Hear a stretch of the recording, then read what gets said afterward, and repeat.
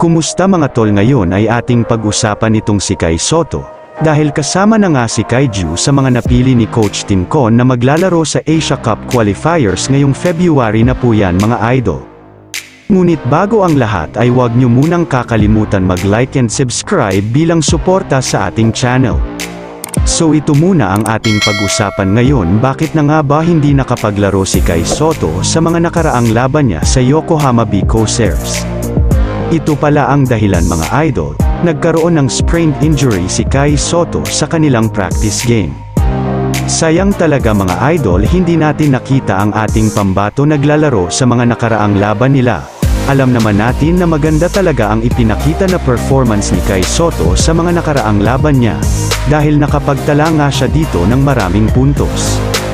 Pero hindi tayo dapat mag-alala dahil hindi naman masyado malala ang injury ni Kai Sotto. Ilang araw lang ay gagaling na ito.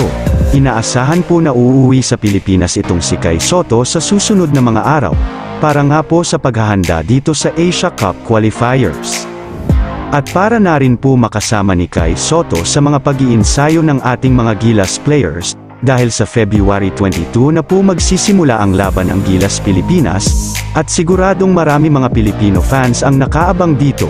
So mapapansin talaga natin ngayon mga tol ay marami na ang improvement ni Kai Sotto, malaki na ang kanyang katawan, at kayang-kaya na niya makipagbanggaan sa ilalim, at kaya na rin niyang makipagsabayan sa mga malalaking players.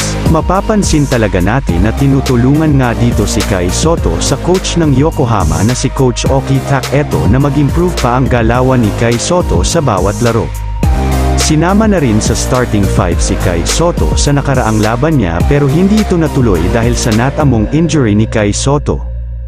At ito pa ang maganda mga idol, binibigyan na ng mahabang playing time si Kai Sotto na aabot sa 15 to 20 minutes na playing time.